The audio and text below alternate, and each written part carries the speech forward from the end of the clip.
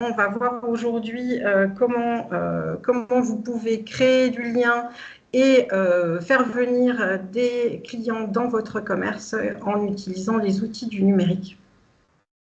Donc, ce webinaire, comme à son habitude, est organisé dans le cadre du programme Cap Numérique, qui est un programme initié par les CCI de Bourgogne-Franche-Comté, avec le soutien de la région Bourgogne-Franche-Comté.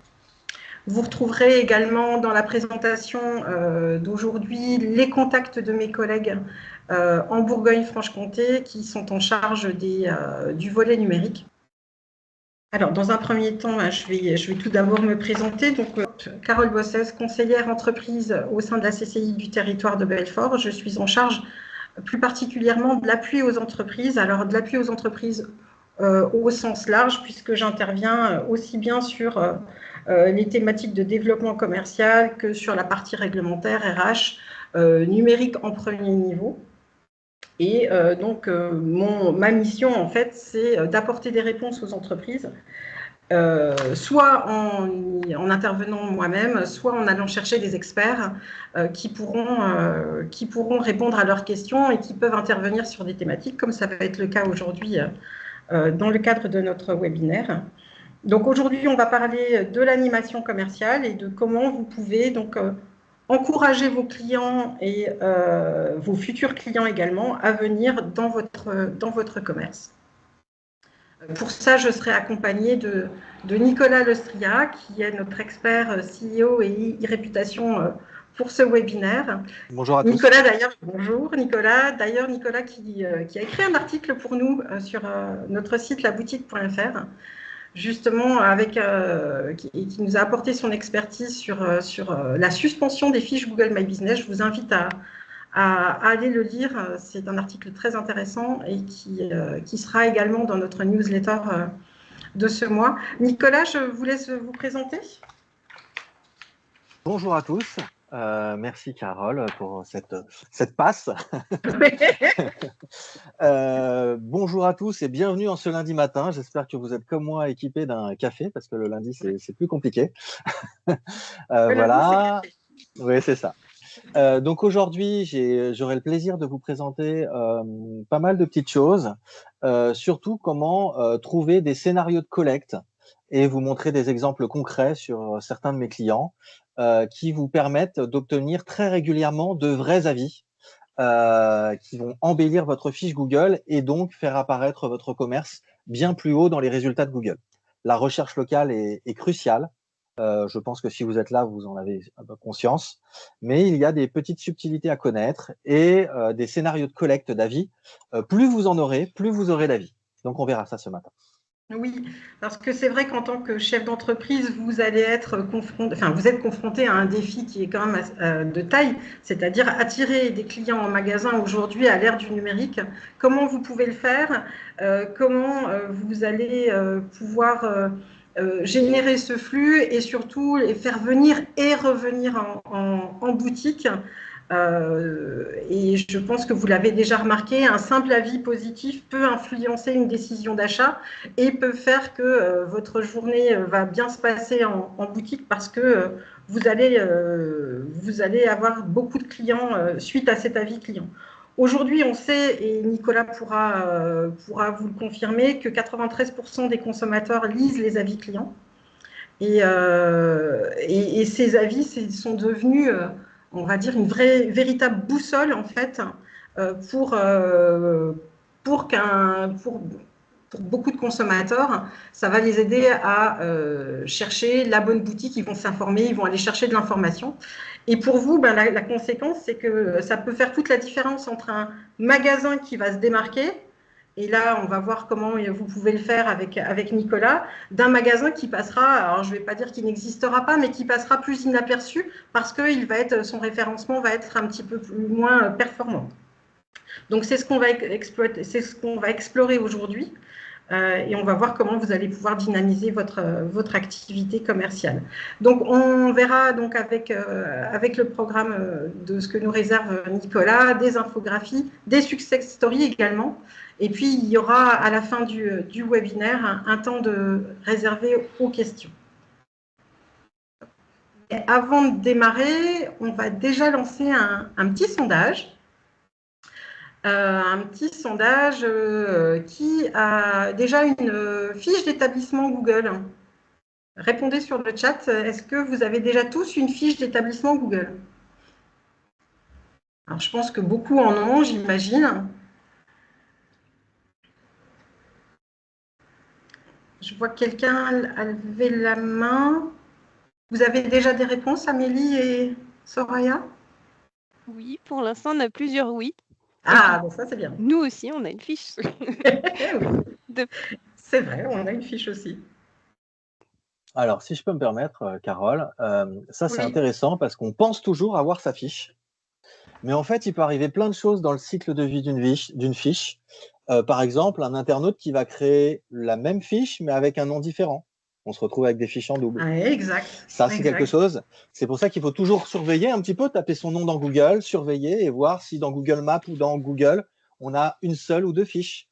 Il va pouvoir se passer d'autres choses. Par exemple, vous avez changé de numéro de téléphone, donc vous n'êtes plus propriétaire de la fiche. Donc vous recevez plus les avis, vous n'êtes plus au courant. Donc voilà, n'hésitez pas, je pense, tous ceux qui sont propriétaires d'une fiche, à vous noter un petit rendez-vous trimestriel ou mensuel de dire comment est ma fiche. Ça, c'est à mon sens un point essentiel de tester ces formulaires de site web ou des choses comme ça. Mais comment est ma fiche? C'est un petit rendez-vous essentiel parce qu'on peut parfois avoir des surprises. Et c'est généralement là qu'on m'appelle. Eh bien voilà. Alors on va également vous solliciter et vous poser des questions en tant que participant à ce webinaire. Est-ce que tous vous répondez déjà aux avis clients? Est-ce que vous êtes plutôt alors on l'a tourné de manière très humoristique, mais pour le coup ça me paraît très parlant. Est-ce que au niveau des avis clients, est-ce que vous y répondez? Alors est-ce que vous êtes plutôt grincheux? Moi j'ai jamais le temps, je le fais jamais. Alors je vous invite à mettre quel type de répondant vous êtes au niveau des avis clients dans le chat. Est-ce que vous êtes plutôt grincheux? Est-ce que vous êtes plutôt atchoum parce que ah non, vous les avis, ça vous intéresse pas? Est-ce que vous ne savez pas comment faire? Est-ce que vous êtes plutôt dormeur, comme on l'a noté? Si on me sollicite, ben, je les consulte, sinon je ne m'en occupe pas. Est-ce que vous les lisez, mais vous avez du mal à y répondre? Est-ce que vous avez mis en place, là par contre, vous êtes hyper dynamique et vous avez mis en place des enquêtes de satisfaction? Pour l'instant, on a une majorité de 5, Carole. Ah, d'accord. Souvent, vous les lisez et vous répondez aux avis. Super, super, super. Ben, ça va avoir une vraie incidence, comme on va le voir, et on va vous expliquer comment il faut faire. Je vais reprendre la main sur les réponses aux avis. Ouais. Il ne faut pas être timide. Déjà, j'ai envie de dire que les avis, c'est un peu comme les augmentations de salaire. Si on ne demande pas, on n'en a pas. C'est un peu ça. D'accord. Il ne faut pas être timide de demander. Il n'y a pas de honte à demander un avis. La loi française est très claire. C'est plutôt l'incentive qui est plutôt mis de côté, c'est-à-dire offrir un cadeau contre un avis. C'est plutôt assez litigieux. Pour Google, c'est interdit. Et pour la loi française, c'est obligé d'être précisé dans l'avis et par le commerçant. Voilà. Mais demander un avis, on a le droit de demander un avis. Ça, il faut le faire. Mon autre conseil, c'est que vous ayez un avis négatif ou positif, toujours y répondre. S'il est positif, ne serait-ce que pour remercier. S'il est négatif, ne serait-ce que pour comprendre pourquoi il y a eu cette expérience client.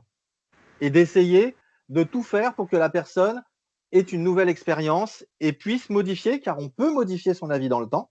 Modifier son avis parce qu'elle dit ah, en effet, ce jour-là, la machine à expresso était cassée, donc j'étais déçu, mais j'y suis retourné et maintenant elle marchait. Ça peut être une belle correction d'avis et de notes.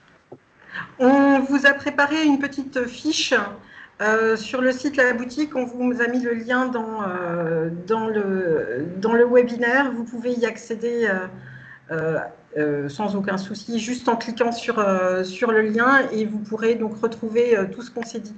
Je vous ai mis également dans le webinaire, là vous avez sous les yeux, des exemples de réponses. Alors, j'ai commencé par ce qu'il ne faut pas faire. Hein. Nicolas, vous pouvez commenter d'ailleurs, parce que celle-ci, voilà, donc quelqu'un qui dit ah ben quel dommage, ils ne font pas de quiche, je suis très déçue.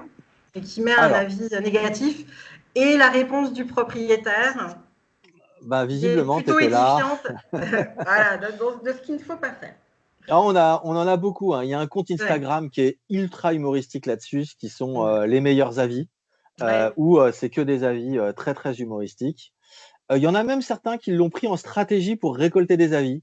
Par exemple, un boulanger qui a fait écrire par un de ses amis pas assez de chocolat dans le pain au chocolat, trop de chocolat dans le pain au chocolat. Personne se plaint qu'il y ait trop de chocolat dans le pain au chocolat. Et justement, il a demandé à sa communauté, que pensez-vous de cet avis? Essayez de m'en donner d'autres pour corriger cette mauvaise note. Et donc, il a glané plein d'avis grâce à cette méthode. Donc, c'est des méthodes inverses qui sont assez drôles. Un avis, c'est public. Quand vous avez un client dans votre boutique, vous pouvez lui dire en face à face, vous pouvez lui dire votre mécontentement, ça reste entre vous. Un avis, c'est public. Je suis pas sûr que ce genre d'avis attire les clients. On a envie de tomber sur un commerçant bienveillant et pas sur un commerçant grincheux, j'ai envie de dire. Si on reprend et puis surtout, lorsqu'on écrit, on répond effectivement à la personne, mais on répond surtout à ceux qui vous lisent. C'est ça, c'est à la communauté, tout le monde le voit.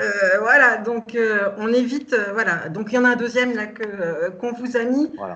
Alors là, le commentaire est sympa, mais il n'y a qu'une étoile.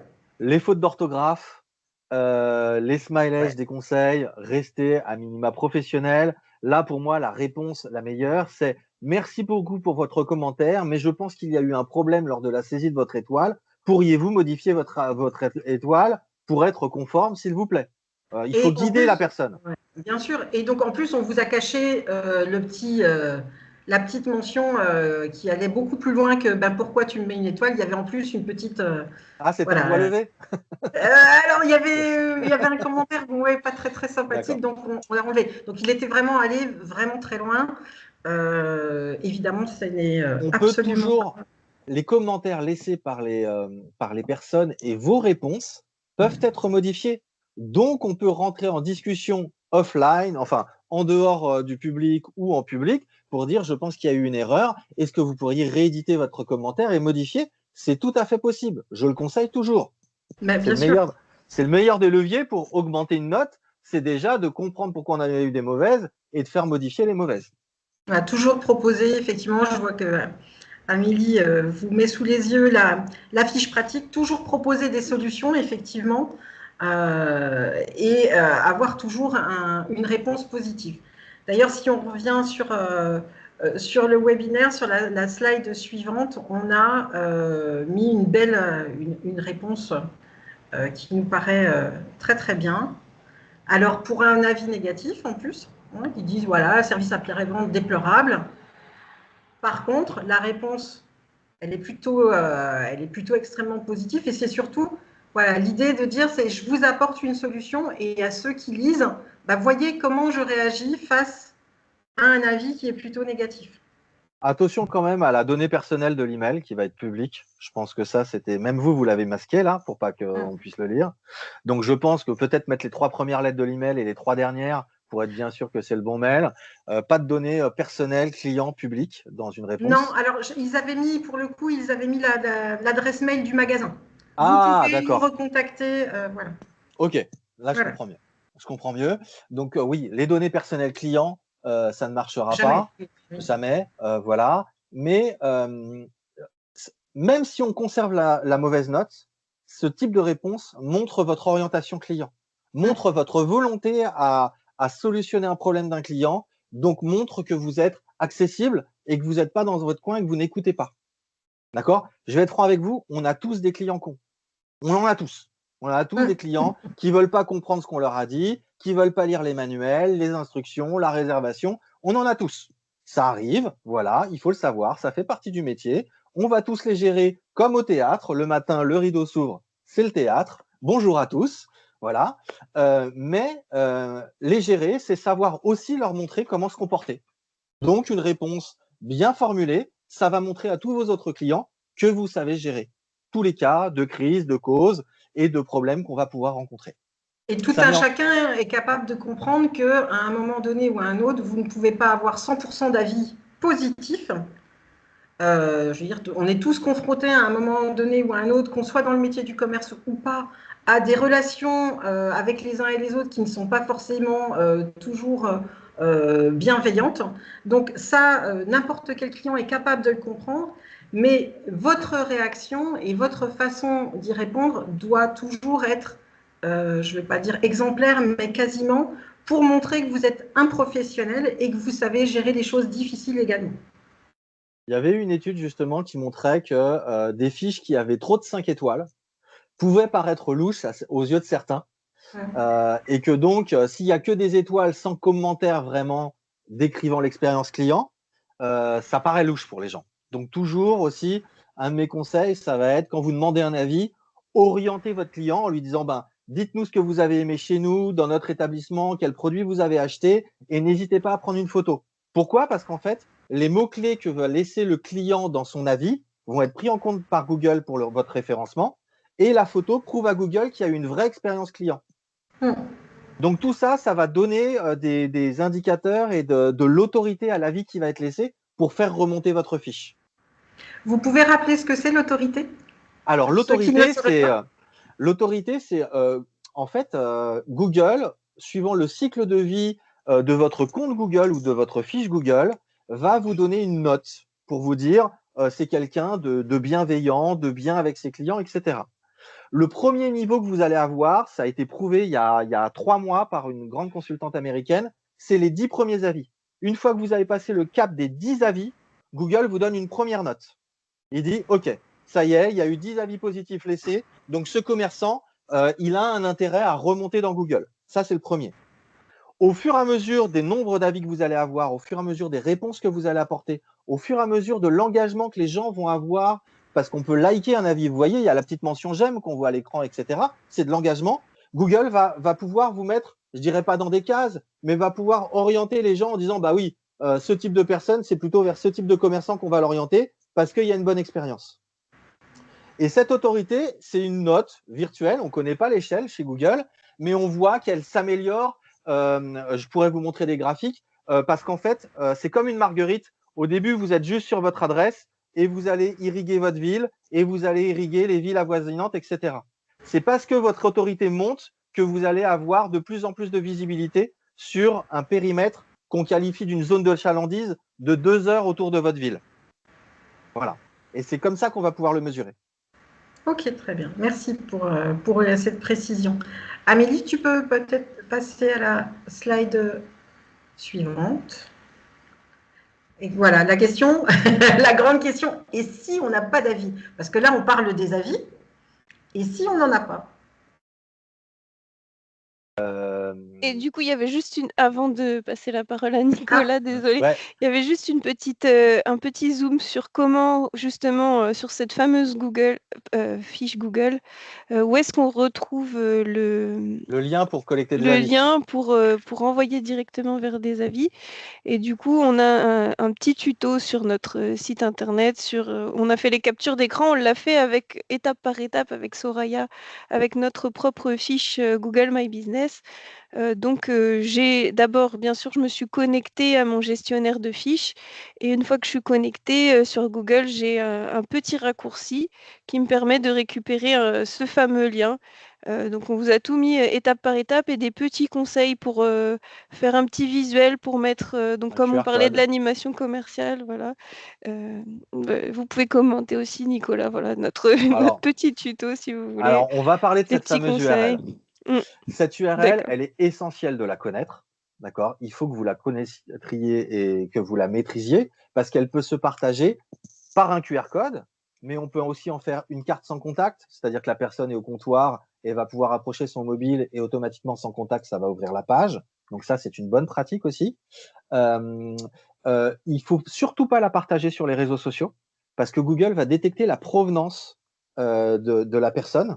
Si elle voit que la personne vient de Facebook, de Twitter ou des choses comme ça, Google va modérer ces avis-là. Pourquoi? Parce qu'en fait, il y a plein de forums, par exemple la Fédération des plombiers ou les plombiers se sont mis sur des groupes et s'échangent leurs liens pour se laisser des avis entre eux, pour faire monter leurs notes. Ça, Google, c'est une technique qui marche plus. Donc, Google ne veut plus que ça soit des URL qui viennent des réseaux sociaux, mais par email, c'est tout à fait possible.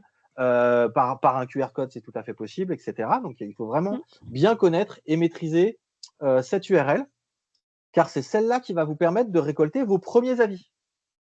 D'accord? On parlait de, là, le slide, Carole, si je ne m'abuse, c'était comment on fait si on n'a pas d'avis. Eh bien, je vous le dis, il va falloir récolter vos 10 premiers avis. Et vos 10 premiers avis, je suis franc, ça va être vos parties prenantes très proches. Ça va être quoi? Les commerçants ou les entreprises à côté de chez vous. Je vous donne le petit tips, hein. Les chouquettes le matin, un petit déjeuner pour vous présenter aux commerçants à côté de chez vous, montrer votre échoppe, montrer votre établissement, dire vos ambitions locales, est-ce que vous voulez adhérer à l'association des commerçants, etc. Lors du petit déjeuner, vous présentez le QR code, les gens sont venus, prennent une photo et laissent les premiers avis. Vous aurez vos 10 premiers avis. La première étape est franchie.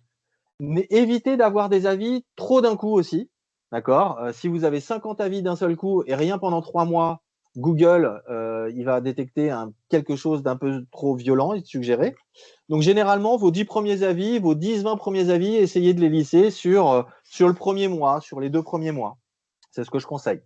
Voilà. Vos proches peuvent laisser des avis. Ce que demande Google dans les règles, c'est que des gens soient venus dans votre établissement. Ils ne demandent pas qu'ils soient clients.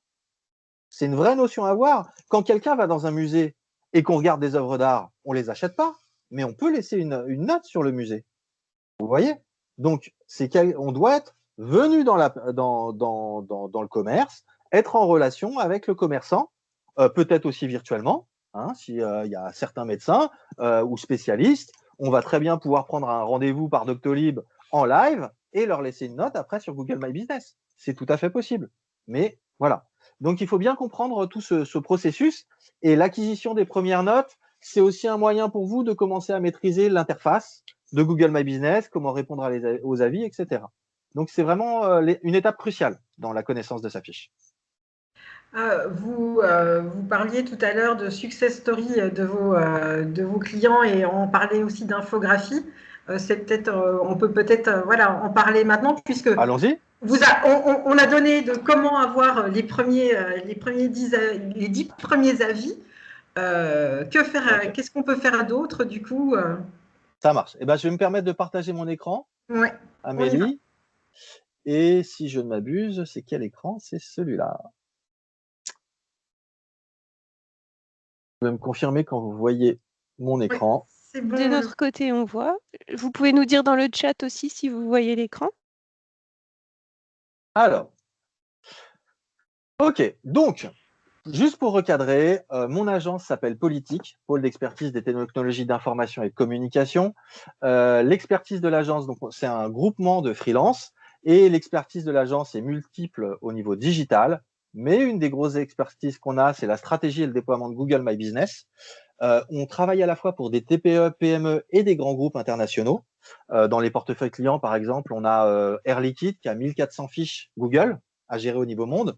Donc, on arrive à la fois à faire du volume comme là, j'ai un serrurier tout à l'heure pour le former sur Google My Business, si vous voulez. Donc, on fait à la fois les deux. Cette stratégie et ce déploiement marchent tellement bien, on a tellement de bons avis et de bons retours que j'en ai fait un produit dédié lors du Covid pour les TPE et les PME. Parce que lors du Covid, je me disais, on cherchait tous un commerçant, savoir qui était ouvert, qui était fermé, pouvoir acheter en ligne, commander, etc.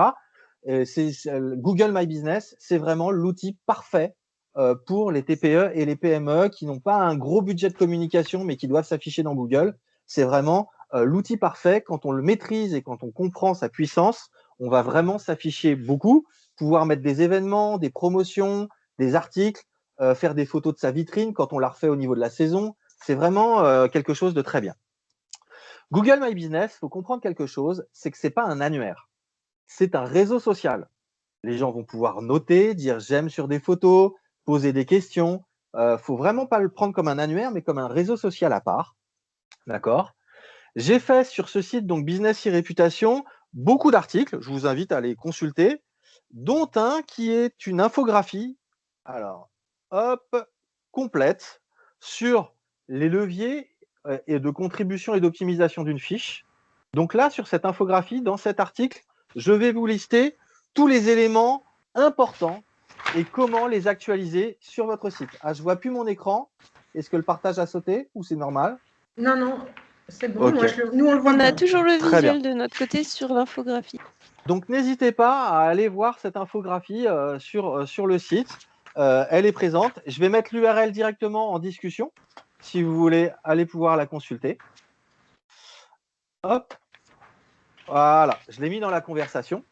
Donc là, j'ai listé ici tous les éléments importants à connaître, à optimiser pour pouvoir déjà avoir une fiche qui s'affiche bien avec des informations cohérentes. Google va regarder aussi un petit peu cette cohérence.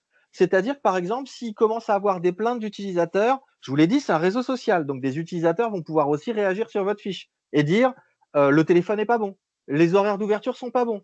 Ah, on avait dit que c'était ouvert le lundi, mais là c'est le 15 août, ben non, c'était fermé. Ça, c'est très important pour vous aussi dans votre petite vérification mensuelle de vous dire est-ce que c'est à jour par rapport à mes horaires d'ouverture de ce mois-ci ou mes congés. N'hésitez pas, c'est très important. Si vous ne mettez pas à jour alors vos congés par exemple ou un horaire spécial, vous risquez d'avoir des avis négatifs. Quelqu'un qui met une étoile, je suis venu aujourd'hui, ben, c'était indiqué ouvert alors que c'était fermé. Et ça, c'est dommageable pour vous parce que vous auriez pu l'anticiper, ne serait-ce qu'en mettant vos horaires d'ouverture. Donc, n'hésitez pas à consulter là. Vous aurez vraiment l'indication de toutes les choses vraiment essentielles dans le cycle de vie de votre fiche. Ça, c'est une infographie donc, que je voulais vous présenter. Derrière, alors pas ça, ça c'est mon tableau de bord, pas ça, c'est mon tableau de bord. Je voulais vous présenter quelques cas pratiques. J'ai 3 cas pratiques de société à vous présenter. Donc, vous voyez, je suis bien admin, hein, c'est des clients, hein, j'ai ma petite barre d'administration. Donc, AES Protection, par exemple, ils sont venus ils m'ont contacté il y a 2 ans. AES Protection, ils sont dans les magasins de vêtements. C'est les portiques de protection qui sonnent, les portiques anti-vol. Et ils vendent les fournitures anti-vol qui se mettent sur les vêtements, mais aussi dans les pharmacies, à l'intérieur des produits, etc. Eux, quand je les ai connus, ils avaient 5 avis. Et ils avaient 3,4 étoiles sur 5 avis. Comment est-ce qu'on a fait pour atteindre ce score-là en 2 ans? Et donc 2 ans, vous voyez, hein, c'est 24 mois, 171 avis, c'est pas mal. On a réanalysé le cycle de vie du client. Historiquement, il demandait l'avis. Pour moi, la collecte d'avis, le moment où on demande l'avis, il est hyper important. C'est ça qui va faire votre succès. Donc eux, ils demandaient l'avis au client quand ils venaient d'installer les portiques. La problématique, c'est de demander à un client quand on vient d'installer un portique, il ne sait pas encore si ça marche, s'il a empêché des vols, si c'est super rentable, s'il n'y a pas de faux qui sonnent aléatoirement alors que c'est pas le ticket a été bon. Donc, on a changé ce curseur-là. C'est que l'avis est demandé quand le client recommande des fournitures, c'est-à-dire des badges anti-vol pour les vêtements ou des choses. Déjà, si le client recommande, c'est qu'il est content. Il recommande. Donc, quand il y a une nouvelle commande qui se place, le commercial appelle et va dire « Bonjour, je vois que vous recommandez. Eh bien, écoutez, je peux très facilement vous mettre un franco de port, c'est-à-dire vous recevrez toutes vos nouvelles fournitures gratuitement au niveau des frais de port. Mais par contre, laissez-nous un avis. Il n'y a personne qui dit non pour plus payer les frais de port, ça c'est clair. Et laisser un avis, on sait que ça sera que des avis positifs. Donc ça, c'est une méthode. On a déplacé le curseur de la collecte d'avis à ce moment-là, au moment de la recommande. On obtient ce genre de score. Il faut savoir une petite success story sur AES, c'est-à-dire que quand il y a eu un reportage sur TF1 aux 20h sur les vols en magasin, d'accord, eh ben, qu'est-ce que font les journalistes? Ils vont taper anti-vol magasin et ils vont regarder les sociétés qui sortent avec le plus de 5 étoiles. C'est eux qui ont été interviewés. Et là, c'est le double effet qui se coule, j'ai envie de dire, pour faire un peu de publicité, de vieille publicité.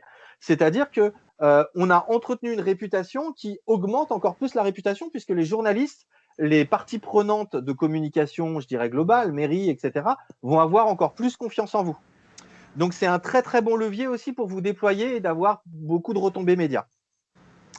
Donc ça, c'était mon premier exemple. Je vous invite à ne pas hésiter à laisser vos questions sur ce genre d'exemple dans le chat.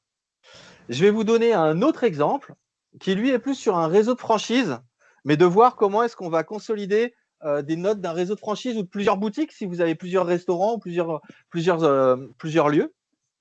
Donc là, Iptand, c'est des espaces de coworking à travers la France. Le coworking, c'est des petits bureaux alloués à la journée, d'accord? Et comme vous le voyez, eux, ils ont 710 avis et 5 étoiles.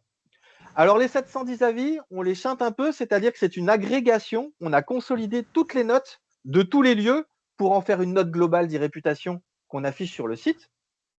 Si je prends un exemple de Hilton Marseille, par exemple, vous voyez, donc j'ai tapé la marque et on a 5 étoiles sur 104 avis. Là aussi, on a instauré, on a identifié le moment parfait pour collecter des avis. C'est quoi le moment parfait pour collecter des avis? On va laisser passer un mois après qu'un client soit venu. Ça fait un mois qu'il est dans ses locaux. Ça fait un mois qu'il a ses habitudes par rapport au quartier, au restaurant, à la dépose des enfants à la crèche ou à l'école, par rapport à son coworking. Et au bout d'un mois, on lui propose un petit déjeuner. Toujours les petites chouquettes. Je vous ai parlé des chouquettes tout à l'heure. Ça marche d'enfer, les chouquettes. Donc, petit déjeuner. Et on va lui dire, ça fait un mois que tu es là. Parle-nous un peu plus de toi et on va te dire avec qui on peut te mettre en relation dans l'espace de coworking ou dans les bureaux alloués pour que tu puisses te faire un réseau professionnel local. Donc, on est bienveillant, on est prévenant. Donc, la personne fait ça, on note avec quel autre client on peut organiser peut-être un meeting, un déjeuner, etc. Et à la fin de cet entretien mensuel, donc ce premier du mois, on va lui dire, écoute, c'est simple, merci beaucoup, j'ai l'impression donc que tu aimes bien le lieu. Est-ce que tu pourrais, quand tu rentres chez toi, laisser un avis et surtout mettre une photo du lieu que tu aimes mieux, du bureau que tu aimes mieux, où tu aimes le mieux travailler ici? Déjà, on demande l'avis. La personne, on vient de lui proposer de le mettre en relation professionnelle. Elle va le rendre parce qu'on va lui dire aussi que son entretien annuel, son augmentation annuelle est aussi basée là-dessus. Donc, c'est très impactant humainement, je vais dire. On va lui dire de chez elle. Pourquoi? Parce que l'adresse IP est importante. Si Google détecte que toutes les avis viennent de la même adresse IP, il va dire que c'est de l'influence locale. Alors que si c'est quand les clients rentrent chez eux, c'est des IP différentes. Mais l'avantage aussi, c'est qu'on va avoir des IP des villes ou des quartiers autour de ça. Donc, la fiche va beaucoup plus s'afficher sur les villes avoisinantes que localement. Donc, c'est très important de savoir d'où vient l'avis, donc par des IP qui viennent de villes à côté. Voilà. Et toujours cette petite photo qui montre à Google que la personne est bienvenue sur les lieux et qui multiplie l'engagement et qui en plus sert pour les futurs clients d'avoir des photos des lieux. Donc ça, c'est une très très bonne méthode. Je vous conseille, pas obligatoirement de demander l'avis tout de suite, mais de demander aussi l'avis à la personne quand elle rentre chez elle. Ça augmente cette notion de marguerite, tous les pétales de ville qu'on peut avoir aux alentours. Donc n'hésitez pas à faire cette technique-là, c'est très très efficace. Voilà. Et quand vous avez plusieurs établissements ou plusieurs boulangeries, plusieurs restaurants, etc., il existe des méthodes pour consolider toutes ces notes pour en faire une note globale. Ça, c'est aussi très impactant sur un site Internet. Je vous invite à ne pas mettre des questions sur cet exemple si vous en avez. Le troisième exemple que j'ai, c'est sur Régiportage, toujours un autre client. Donc, c'est une société de portage salarial. Le portage salarial, c'est je suis moi-même en portage salarial. Donc, je suis salarié d'une société, mais je gère mes clients et mes facturations. Donc, j'ai l'avantage de l'entrepreneur tout en étant salarié. Voilà. Chez Régiportage, pareil, on a instauré quelque chose. C'est au bout d'un mois ou à l'entretien annuel, parce qu'on a un entretien annuel obligatoire, c'est de mesurer cet engouement, cette satisfaction. Mais il faut savoir que le portage salarial, on va pouvoir avoir accès à des formations. Donc, je fais des formations aussi pour eux, pour des consultants sur leur réputation. Tout ça, c'est offert en fait. La société de portage l'offre. Donc, c'est aussi quelque chose de très bien qui permet le fait d'offrir des services ou d'accéder à des services. C'est quelque chose de bienveillant. Alors, il y a un exemple pour des commerces que j'aime bien mettre en avant. J'avais une boutique de chocolat. Faudra que je ne l'ai pas mis en exemple. Mais la boutique de chocolat, on a fait quelque chose parce que les notes, on parle que de Google My Business, mais vous allez avoir des notes aussi sur Facebook. Vous en allez avoir sur TripAdvisor. Vous allez avoir aussi sur, on en a un autre sur Avis Vérifié, j'aime pas trop. Voilà, donc n'hésitez pas, Avis Vérifié, j'ai fait un article dessus, vous pourrez voir, c'est pas très cohérent. J'avais un commerçant qui disait j'aimerais bien que les gens viennent plus à ma boutique et voient plus ma boutique. Donc c'était une boutique de chocolat. Et en fait, quand j'ai regardé un petit peu le périmètre, il y avait une fontaine historique qui était à côté de la chocolaterie. Et donc, on a fait une stratégie de créer une page TripAdvisor. TripAdvisor, c'est que les voyageurs. Et donc, l'objectif, c'est quand les personnes venaient dans le village ou dans la ville, c'est qu'il voit qu'il y a un monument à visiter qui était une fontaine et le chocolatier était à côté de la fontaine. Donc, en augmentant la visibilité et la réputation du lieu touristique de la fontaine, qui est un lieu très proche, on lui a ramené beaucoup de clients qui, eux, ont aussi laissé des avis, ce qui a fait que ça a grossi comme ça. Donc, ne pas hésiter aussi à regarder un petit peu le contexte de votre établissement, le cadre. C'est sûr que si autour de vous, vous n'avez que des commerçants qui ont du 3 étoiles, ça va être dur de montrer aussi votre chose, vous voyez. Ce que je veux vous mettre en perspective, c'est que l'irréputation, elle se fait aussi un petit peu par les choses qu'il y a à côté. Donc, n'hésitez pas à en discuter avec les autres commerçants. Dernier point que je voulais vous donner, donc vous voyez ce genre de résultat. Donc là, sur Régiportage, donc là, c'est 3 ans de travail pour 216 avis. Ça ne se fait pas en un jour. Hein. Quand on va taper portage salarial Paris, on est obligatoirement, moi je suis à Versailles, donc je le vois, hein, on est obligatoirement, mais vous pouvez faire le test chez vous, on est dans le top 3, c'est ce qu'on appelle le local pack ici, avec les 3 meilleurs, d'accord? Et on voit la différence, hein, au niveau de la note, c'est la même, mais on a beaucoup plus d'avis. Et ça encourage beaucoup les gens à venir et à vous contacter derrière. L'objectif pour vous, c'est ça, c'est d'intégrer ce pack local sur votre activité. Alors, je peux taper d'autres local packs, hein, vous pouvez très bien regarder un petit peu une menuiserie, par exemple, menuiserie Versailles. On va regarder ce qu'on a. Voilà. Donc là, je vais avoir encore les 3 meilleurs en menuiserie sur Versailles. Parfois, on peut en avoir 4, car maintenant, Google permet d'avoir un bandeau de publicité et de mettre votre fiche en publicité ici. Ça ne marche pas très bien parce que généralement, ceux qui se mettent en publicité, c'est ceux qui ne sont pas dans le pack 3. Donc, ils ont soit une mauvaise note, soit pas beaucoup d'avis. Donc, c'est un peu moyen. D'accord? Mais c'est tout à fait possible pour augmenter votre visibilité. Le local, c'est essentiel. J'ai une infographie qui va sortir dans la presse fin septembre, début octobre. Donc, je vous la présente en avant-première. D'accord? Clairement, si vous optimisez votre fiche, rappelez-vous ma petite première infographie où je vous présentais tous les leviers, tout ce qu'il fallait optimiser. Déjà, si vous optimisez votre fiche, moi, d'après les stats que j'ai, c'est plus 329% de visibilité, d'accord, et plus 32% de demande d'itinéraire. Plus vous allez renseigner votre fiche sur ce que vous faites, comment vous le faites, mes horaires d'ouverture, des articles, des événements, des soldes, plus Google va se dire, il y a du contenu, il faut que je le présente. D'accord? Pourtant, alors j'ai un gros bruit derrière. Moi, d'après mes statistiques et d'après les statistiques de mes confrères aussi, donc Géolite qui est un grand acteur, on voit que plus de la moitié des fiches sont incomplètes. Donc toujours revalider le contenu de votre fiche, d'accord? Et moi, très souvent, quand je contacte des gens en leur disant j'ai vu votre fiche, elle est incomplète, est-ce que vous avez besoin d'aide pour la compléter? La réponse, une fois sur deux, c'est de quelle fiche vous me parlez? Ils n'ont pas connaissance ou alors ils ne voyaient pas ce que c'est qu'une fiche Google. Pour rappel, Google My Business n'est pas un annuaire, c'est un réseau social. C'est peut-être pas vous, commerçant, qui avez créé votre fiche, c'est peut-être un client. Donc ça, il faut l'avoir en conscience aussi, il faut l'avoir en tête, toujours vérifier si j'ai ma fiche, mais est-ce qu'un client n'a pas créé un doublon qui va peut-être me pénaliser ou mal orienter mes clients. Donc ça, il faut le savoir. D'autres statistiques que vous devez connaître, 70% des clients lisent entre 5 et 20 avis. D'accord? Rappelez-vous, les 10 premiers avis sont cruciaux pour l'autorité. On est dedans. Hein. Vos 10 premiers avis vont être lus par 70% des clients. OK? 6 consommateurs sur 10 exigent que les entreprises aient une note globale de 4 étoiles ou plus pour envisager de les essayer. Si vous êtes à 3,5, vous avez une ambition, c'est de passer le seuil des 4. Faites votre moyenne et vous verrez combien d'avis il vous faut pour récupérer ceci, pour atteindre ceci. Voilà.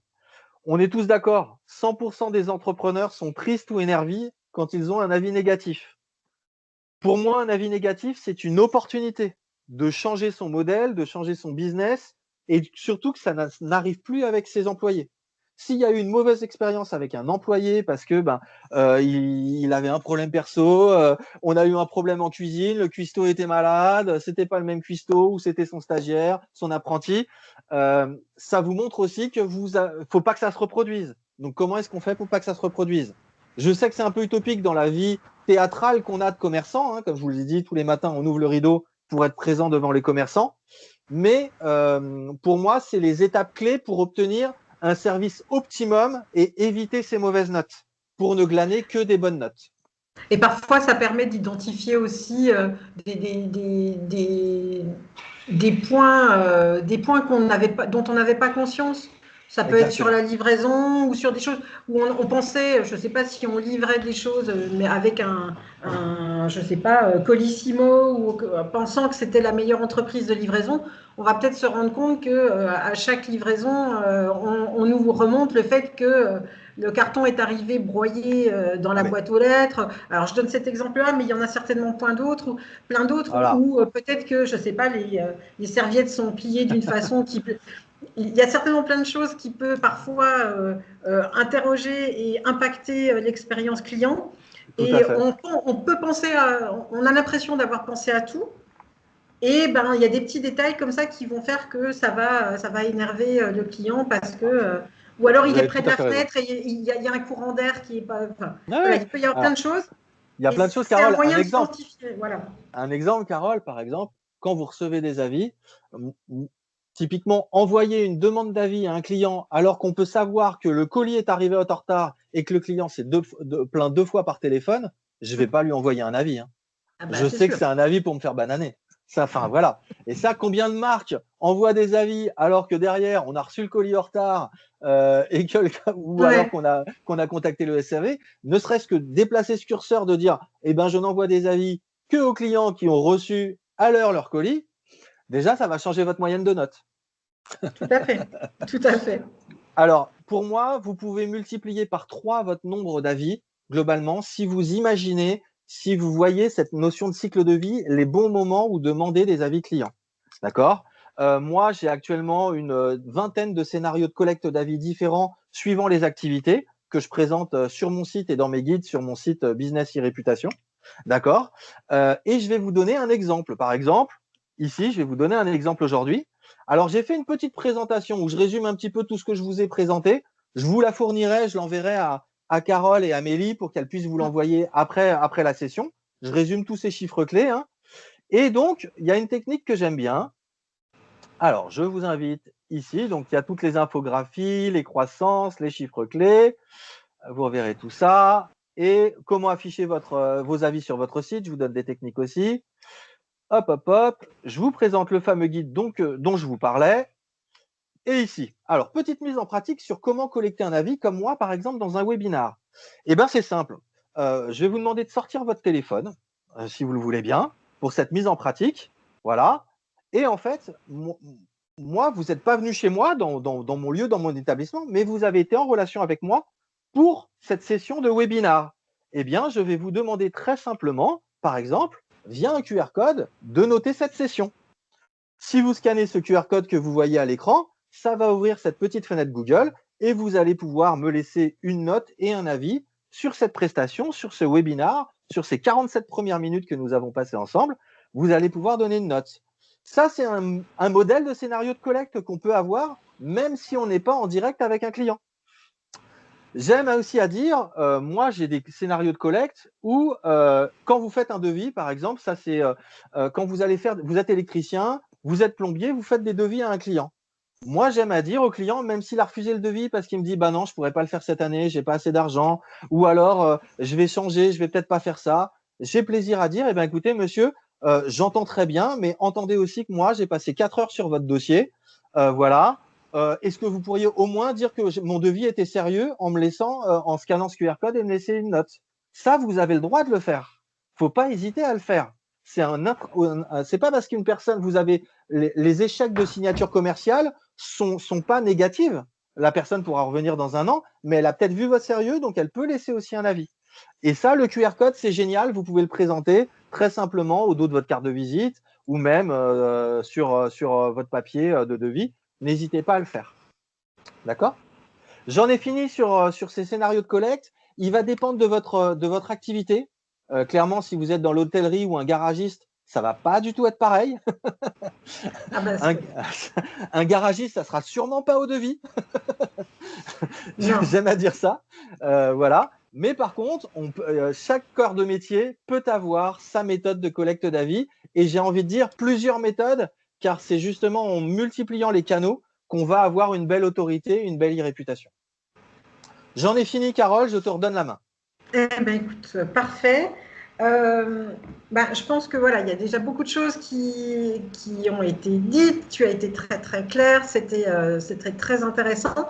On va passer aux questions. Est-ce que quelqu'un voudrait prendre la parole en premier et poser une question? Alors, je crois avoir vu passer Amélie qui posait la question que penses-tu des avis Facebook? C'était ça, Amélie? Oui, j'ai triché. T'as triché, oui. Ah, c'est très bien, c'est très bien, c'est très bien. Je lance les choses. Allez, c'est très bien. Les avis, comme je vous l'ai dit, il y a plein de plateformes. Google My Business, TripAdvisor, avis vérifiés, Facebook, etc. Moi, celui que je conseille pour démarrer, c'est Google My Business. Pourquoi? Parce que c'est très visible dans Google. Mais une fois qu'on est très bon dans Google My Business, j'aime à dire que la réputation, c'est arroser des plantes. Et ben, une fois que ma plante, elle est très très belle, et ben, je vais vouloir augmenter ma réputation. C'est important. Pourquoi? Parce que maintenant, en bas des fiches Google My Business, on va avoir les notes de plusieurs plateformes. C'est une obligation de la loi européenne, c'est la loi DNA, je crois, ou DMA, qui oblige maintenant Google à ne pas être le seul et l'unique fournisseur de notes et d'avis. Il est obligé, maintenant, en bas des fiches Google My Business, vous allez avoir des notes. Si vous tapez un restaurant près de chez vous, vous allez aller avoir les notes, mais sur plusieurs plateformes. Pourquoi? Parce qu'il y en a certains qui avaient des très bonnes notes sur une plateforme et très mauvaises sur les autres. Donc là, on est obligé d'arroser un petit peu toutes les plantes. Donc ça, c'est aussi un conseil. Une fois que vous êtes bon dans Google, que vous commencez à avoir 30 étoiles, 30 bons avis positifs, n'hésitez pas à commencer à essayer d'orienter les gens à laisser des avis sur d'autres plateformes. Autre astuce, une personne qui a laissé un avis sur Google peut aussi laisser 5 étoiles sur Facebook, sur TripAdvisor, sur plein d'autres. D'accord? Ça, c'est une astuce. On peut les orienter plusieurs fois. Donc, il faut le faire, il faut aller sur toutes les plateformes possibles au fur et à mesure et surtout en fonction de votre clientèle. Si vous n'êtes pas un établissement touristique, si vous êtes un pressing, aucune utilité d'aller sur TripAdvisor, clairement. Donc ça, c'est en fonction des personnes. Est-ce qu'il y a d'autres questions? J'ai posé la question quand tu parlais de scénario. Est-ce que tu recommanderais de plutôt demander des avis à chaud à la caisse, par exemple, comme ça se fait souvent? Ou est-ce que tu recommanderais peut-être plutôt d'attendre par rapport aux pénalités de Google? Est-ce qu'il y a des règles ou des petites astuces? C'est deux scénarios différents qu'il faut tester en fonction de ton activité. J'ai envie de te dire qu'il faut que tu testes les deux. Il faut tester les deux et voir celui qui glane le plus d'avis. Pour savoir celui où il faut dépenser, entre guillemets, le plus de temps ou le plus d'empathie pour expliquer le bienfait de la note. Mais le faire à froid, ça veut dire que tu as les coordonnées. Donc, ça veut dire que tu peux recontacter le client. Il y a des lieux comme un restaurant, la personne qui se présente sans avoir réservé, tu es obligé de la demander à chaud. Parce que sinon, comment elle peut le laisser après? Tu n'as pas ses coordonnées de téléphone, tu n'as rien. Donc, c'est obligé. Ça va dépendre aussi de la donnée et aussi si le client, tu penses qu'il a été satisfait. Demander à froid à quelqu'un qui a laissé tout dans son assiette, c'est moyen aussi. Ouais. C'est plus si tu le revois, qui revient dans ton magasin, là au moins tu es sûr d'avoir un avis positif vu qu'il est revenu, ou plus ou moins positif. Exactement. Pendant longtemps, on a eu toutes les cartes clients où on va cumuler des points ou des choses comme ça. Moi, j'ai fait une étude, c'était pour une marque de lingerie, et on s'est aperçu que les clients qui venaient le plus souvent, c'était pas ceux qui laissaient des avis, parce qu'on leur avait pas demandé. On a comparé les notes sur les cartes clients et des avis sur un magasin. Et au final, ce n'est pas les personnes qui avaient le plus de notes ou qui venaient le plus avec leur carte client qui laissaient des avis. Donc ça aussi, quand on voit que quelqu'un a la carte client, c'est qu'il est fidèle, c'est qu'il vient régulièrement, il faut ne pas hésiter à lui dire « Ah j'ai peut-être un cadeau pour vous, est-ce que vous avez laissé un avis sur notre Google My Business? Ah tenez, c'est la petite pochette pour ranger vos produits de beauté » ou des choses comme ça. C'est tout à fait possible de le faire. Et puis, je crois que tu nous avais parlé d'une histoire où est-ce que c'est pas plus intéressant qu'ils laissent un avis une fois qu'ils sont rentrés chez eux parfois? Si. Ou tu nous avais parlé d'une zone de chalandise au début? C'est ça. C'est l'exemple que je donnais avec Hiptown. Si tous les avis sont depuis l'IP de votre magasin à chaud ou de votre restaurant, d'accord, Google va vous donner une autorité sur ce territoire, sur cette place, sur ces petites rues. Si les gens, en rentrant chez eux, donc dans une autre ville, depuis chez eux, depuis une autre adresse IP, ça va donner plus de notes. Alors attendez, je crois que j'ai fait un article sur le sujet. Alors, est-ce qu'il n'y a pas de risque que si le client ne le fait pas tout de suite, ensuite qu'il oublie du coup, qu'il oublie de le faire parce que une fois qu'on est rentré chez nous, ça peut être, il peut être perdu en se disant tiens, en fait, on oublie qu'on doit mettre un avis. Comment on peut le ressolliciter? Comment on peut le ressolliciter quand il est rentré chez lui? Parce que on va lui dire, voilà, quand vous serez rentré chez vous, est-ce que vous pouvez nous laisser un avis avec le risque qu'il oublie? Ah, ça c'est sûr. Ah, ça c'est sûr. Hein, on est d'accord. Surtout pour un restaurateur qui est dans une zone qui peut être très touristique, on prend quand même le risque. Donc, on compte sur la massification, on compte sur le fait qu'il y en aura beaucoup. Je suis entièrement d'accord. Moi, l'exemple que je t'ai donné, c'est des personnes chez Ipton qui viennent tous les jours à leur bureau. Donc, on est sûr de le revoir le lendemain et de savoir s'il a laissé l'avis ou pas. C'est ça. Tu vois, et c'est pour ça que chaque activité, chaque lieu, chaque concept va demander un scénario et même plusieurs scénarios qu'il faut tester et voir s'il marche bien. Et quand il marche bien, après, on y va. En fait, il faut vraiment réfléchir à son parcours client, enfin au parcours que fait le client avant de venir chez nous. Pourquoi Exactement. Ça passe par discuter avec eux, bien sûr. Alors, il y a un scénario de collecte qui est marrant, c'est ce que font les vendeurs de fenêtres. Donc, c'était Mondial Fenêtre, je crois. Non, c'était pas cas par cas en tout cas, c'était Mondial Fenêtre qui faisait ça. Quand on change les fenêtres chez soi, on négocie. Hein. Vu le prix de changer les fenêtres chez soi, on va négocier. Et le vendeur, on lui demande des points. Donc, il dit « Attendez, j'appelle mon chef. » Ok, il appelle son chef. Et il fait « Ok. » Donc, voilà. Il dit « Ok, je suis prêt à vous faire cet avantage commercial de 15% que vous avez redemandé sur vos fenêtres. Par contre, monsieur, ayez connaissance que là, moi, je vais avoir du retard sur mon objectif commercial de l'année. Donc, ce que je vous demanderais, c'est que vous me remplissiez ou m'aidiez à combler mon autre objectif commercial, qui est mon objectif de notes et de satisfaction client. Si vous me signez votre devis avec les 15% que je vous faites, vous me laissez 5 étoiles sur Google, maintenant, et libre à vous de changer la note à la fin du chantier. Il n'a plus à courir après la note. Il l'a eu à la signature. D'accord? Ça aussi, c'est une autre méthode pour contourner et pour éviter les lacunes de courir après les notes. De courir après et de courir après. D'accord? On a donné quelque chose, le client a demandé 15%, on lui a donné satisfaction, mais moi aussi, j'ai mon objectif annuel et ma prime annuelle pour partir en vacances qui doivent être réalisés. Il peut le comprendre. Laissez-moi une note maintenant. Libre à vous de le changer à la fin du chantier. Du coup, dans ce que tu dis, on s'expose. Il faut bien faire attention comment on présente les choses pour ne pas s'exposer au fait de donner 15% en échange d'une bonne note. Il faut bien tourner la phrase et. Ouais, faut bien, c'est du test. Hein. Expliquer qu'on veut la compassion des gens plutôt que susciter la compassion, la solidarité. Plutôt que la négociation et l'incentive. Voilà. C'est ça.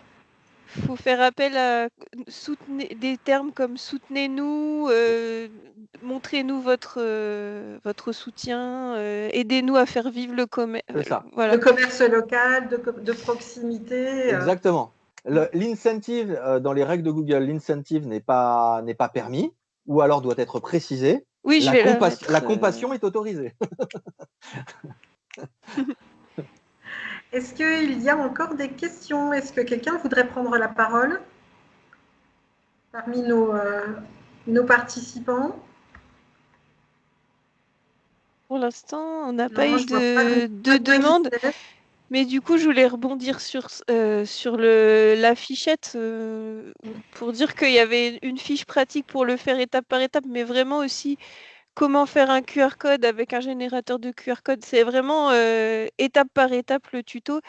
Et de dire qu'on avait aussi parlé, tu avais parlé de ça aussi, Nicolas, c'était de mettre une phrase qui va guider le client, comme de dire vous avez passé un bon moment, qu'est-ce que vous avez préféré, Je ne sais pas si tu avais d'autres… Oui, il faut engager la personne. Et là, ça rejoint un petit peu le métier de community manager ou de gestionnaire sur Instagram ou sur les réseaux sociaux. C'est-à-dire qu'il faut engager les gens. D'accord ? Il faut leur dire, dites-nous ce que vous avez aimé chez nous. Quel produit vous avez le plus préféré, quelle pièce ou quelle chambre avez-vous préféré. Tout ça, il ne faut pas hésiter à leur demander, qui s'engagent et qui donnent plus que j'ai passé un joli moment. J'ai pas envie d'être référencé dans Google sur joli moment. J'ai envie d'être référencé sur ce charmant hôtel avec piscine, offre un très bon menu le soir et j'ai adoré manger le lapin braisé. Ça, typiquement, c'est un avis qui, pour moi, offre beaucoup plus de choses à Google et aux futurs clients que j'ai passé un joli moment. Donc, ne pas hésiter à vraiment à demander aux clients de s'engager et de dire ce qu'il a aimé. D'accord. Merci beaucoup. En tout cas, on a aussi une fiche pratique comme sur les choses pour gérer sa fiche, mais c'est vraiment light. Et la deuxième étape, du coup, je vous encourage à aller voir l'infographie de Nicolas qui est beaucoup plus niveau 2, beaucoup plus complète. Donc je vois qu'il y a une dame, Madame Kiffer, qui a posé une question ou qui a laissé un commentaire. Alors, j'ai pas vu dans la discussion. Elle essaye de laisser un avis sur ta présentation et elle n'arrive pas à joindre une photo ou une capture d'écran sur la session quand elle a scanné le QR code en fait. Ah bon ? C'est vrai ? J'ai fait ça, moi ? Ce qui serait fini ? Ah non, la page a peut-être changé d'identifiant. Typiquement, j'ai pas vérifié ma page au 1er septembre. Alors, je sais que j'ai changé d'identifiant dernièrement. Moi j'essaye de mon côté et effectivement, par exemple… Moi, j'ai pu publier un avis, sans aucun problème. Est-ce que tu avais ajouté une capture d'écran ? Ah non, moi j'ai pas ajouté de capture d'écran. C'est peut-être qu'il faut autoriser votre téléphone à accéder aux photos, si jamais… Peut-être, ou ça dépend iPhone ou Android, mais moi, si je vous montre sur mon écran, quand je scanne le QR code, j'ai bien les petites étoiles, le champ d'avis et le bouton en dessous. Le bouton en dessous, c'est pour ajouter des photos. Sinon, vous pouvez aussi revenir sur votre avis. Quand on revient sur l'avis, on peut rajouter des photos. Mais ce n'est pas obligatoire. Hein. C'est une bonne pratique. Oui, c'est vrai, on peut le modifier à tout moment. On peut le modifier à tout moment. Pas mal. Et du coup, je voulais savoir, justement, en parlant d'astuces, nous, on a mis du coup le tuto pour créer sa fiche et la gérer. C'est vraiment les petites choses de base avant d'aller plus loin et de l'optimiser avec ton infographie. Et je me demandais en fait si tu as des recommandations pour les gens qui veulent mettre leurs notes sur leur site internet. Ah oui, oui, oui. Qui sont très débutants, comment tu dirais de faire Je déconseille de le faire tant que vous n'avez pas 10 avis. D'accord. Voilà. Alors, je peux vous montrer alors, je vais vous repartager. On a encore un petit peu de temps ou pas? Oui, il nous reste 1 minute. 1 minute? Oh là là, oh là là, oh là là. Non, non, non, non. Mais on peut déborder et puis on coupera toute la partie où on attend. Je vais vous montrer 2 petites choses qui resteraient. Donc moi, je fais souvent du pro bono pour des amis qui sont en reconversion professionnelle. Et j'avais un ami qui était chauffeur de bus et qui s'est mis dans le tourisme et en l'occurrence dans… Vous voyez mon écran? Oui, oui, on le voit, c'est bon. Voilà, donc lui, il fait des balades en trottinette, si vous voulez, Dromisi. Il fait des balades en trottinette électrique dans la Drôme. Voilà, donc il était chauffeur de bus, il s'est mis à faire ça. Je l'ai aidé sur son site internet et sur ça. 62 avis, donc je suis très content pour lui. Et vous voyez, ça devient maintenant, au niveau de son tourisme, c'est Google My Business, c'est la chose la numéro 1, parce que quand on cherche du loisir ou des choses comme ça, on ne sait pas trop quoi faire. Et là, on va le voir. Et il l'affiche aussi sur son site. Il faut l'afficher sur son site. C'est ce qu'on appelle le tunnel de conversion. On va remettre en confiance la personne au fur et à mesure des étapes pour dire, faites-nous confiance, regardez, il y a les témoignages clients, la note, etc. C'est très important. Alors, j'ai un petit problème réseau. Je ne sais pas pourquoi. Et le dernier point que je voulais vous montrer, c'était ça. Je l'avais mis. Je vous parlais tout à l'heure de la marguerite. J'ai retrouvé mon exemple normalement. Ça met du temps à charger. je suis désolé, j'aurais dû le préparer cet exemple. C'est sur les 10 premiers avis. Donc oui, l'afficher sur votre site. Moi, j'utilise un outil qui s'appelle Trust Index. Je vous le mets ici. Merci. Trust Index, c'est le meilleur outil pour afficher vos avis sur votre site internet. D'accord, c'est pas cher en plus, c'est vraiment pas cher du tout. Et ça vous permet d'envoyer des campagnes par email aussi pour récolter des avis et même de mettre vos avis en signature de mail, par exemple aussi. De mettre votre note Google en signature de mail, ce qui est très intéressant. Du coup, ça le met à jour tout seul. Si ça tu le met à obtiens jour plus continuellement, de... exactement. Ouais, c'est super bien. Ça évite ça, de faire une bien. capture d'écran et de devoir le faire. Voilà. Exactement. Parce que moi, je me disais, au niveau très débutant, tu fais une capture d'écran, tu reportes, mais finalement, cet outil te permet d'avoir quelque chose de dynamique. N'hésitez pas à me contacter, je crois que j'ai 20% de réduction. Je suis un client historique, j'ai 20% de réduction. Envoyez-moi un email et je vous enverrai le lien pour avoir une réduction. Et je voulais vous montrer autre chose. Il est où? Je ne l'ai pas là. Non, je dois l'avoir sur Business et Réputation alors. Je voulais vous montrer cette fameuse marguerite d'autorité dont je vous ai parlé. Je ne l'ai pas là. Local Falcon. Il y a des outils qui le mesurent justement.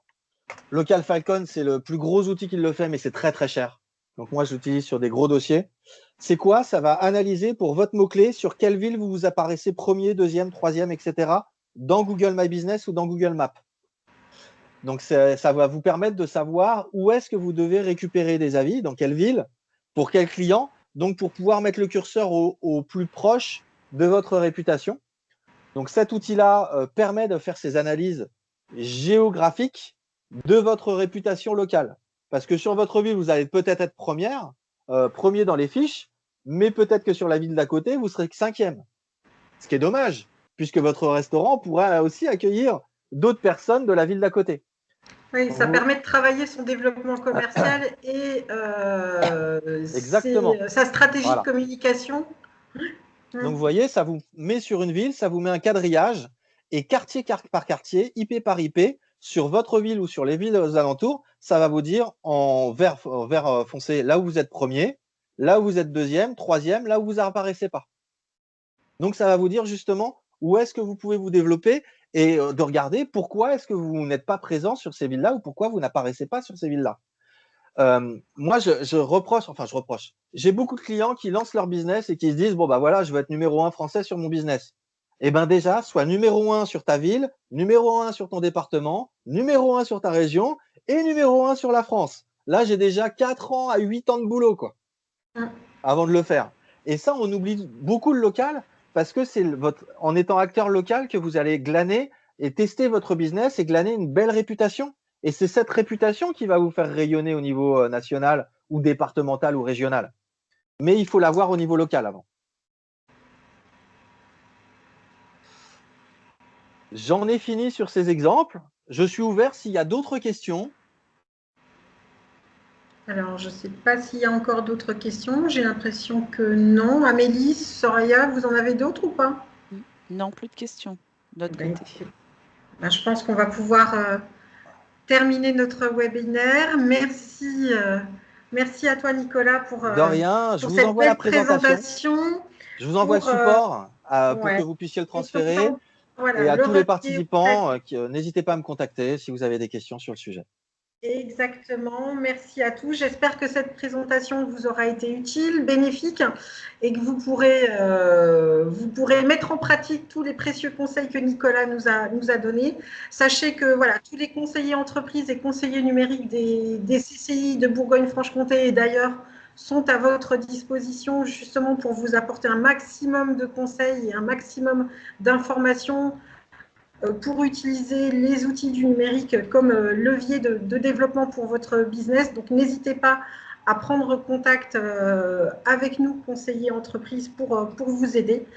Les CCI ne sont pas qu'une chambre d'enregistrement, elles sont aussi, lorsque vous poussez la porte de vos chambres de commerce et d'industrie, elle vous donne accès, vous avez accès à tout un panel d'experts, donc n'hésitez pas.